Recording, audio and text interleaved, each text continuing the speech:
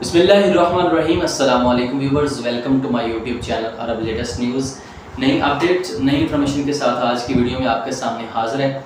और दोस्तों, आज की वीडियो में हम बात करने वाले हैं एग्ज़िट री एंट्री वीज़ा के हवाले से।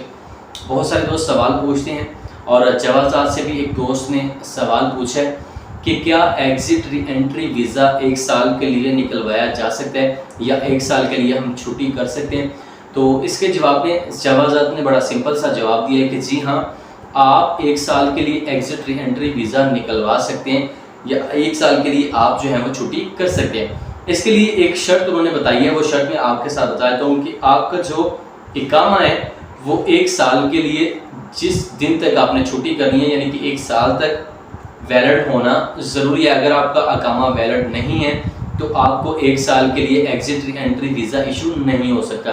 इसके अलावा अगर आप अपनी कंट्री में चले जाते हैं और वहाँ पे जाते हैं, तब भी आप अपना वीज़ा जो है वो एक्सटेंड करना चाहते हैं, यानी कि 1 साल के लिए 6 महीने की आपने छुट्टी कर ली है और 6 महीने की आप और करना चाहते हैं, वीज़ा एक्सटेंड करना चाहते हैं, तब भी यही शर्त है कि आपका जो इकामा है वो एक्सटेंड होना भी ज़रूरी है। यानी कि 6 महीने का इकामा था, 6 महीने की आपने छुट्टी कर ली, उसके बाद आप मज़ीद 6 महीने की छुट्टी करना चाहते हैं लेकिन इकामा वैलिड नहीं है, तो उसके लिए भी बड़ी ज़बरदस्त किस्म की चीज़ आपको बता देता हूँ कि ऑप्शन पर अब ये सहूलत जो है वो आ चुकी है कि आपका जो कफील है वो आपको अपने ऑप्शन से आपका इकामा जो है वो रिन्यू करके दे सकता है। सिर्फ आपने उसकी फ़ीस ऑनलाइन पे करनी है, उसकी जो रसीद है, उसकी जो रिसिप्ट है वो आपने अपने कफील को भेज देनी है। भेजने के बाद वो अपने ऑप्शन से ऑनलाइन आपका इकामा जो है वो आपको रिन्यू कर देगा।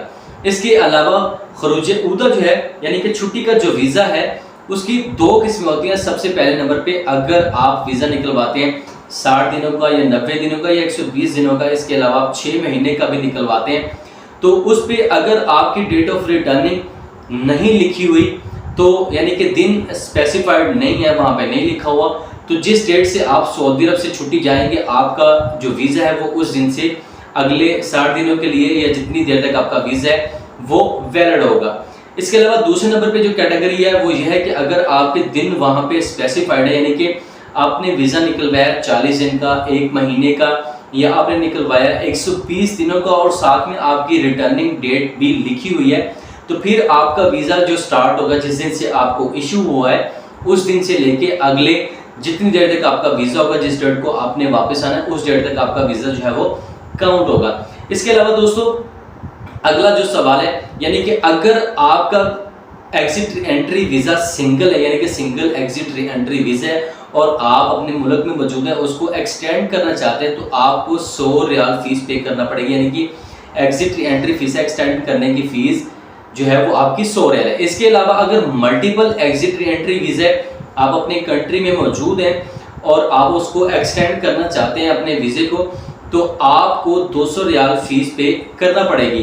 तो ये सारी डिटेल जो है वो जवाजात ने अभी अनाउंस की है कि अगर आपने 1 साल के लिए अपना वीज़ा जो है वो लिखवाना है, तो आपका इकामा भी उस डेट तक वैलिड होना चाहिए, यानी कि 1 साल के लिए वैलिड होना ज़रूरी है। तो होपफुली दोस्तों आपको वीडियो की समझ आ चुकी होगी। मिलते हैं नेक्स्ट वीडियो में नई अपडेट के साथ, तब तक के लिए इजाज़त दीजिएगा। अल्लाह हाफिज़।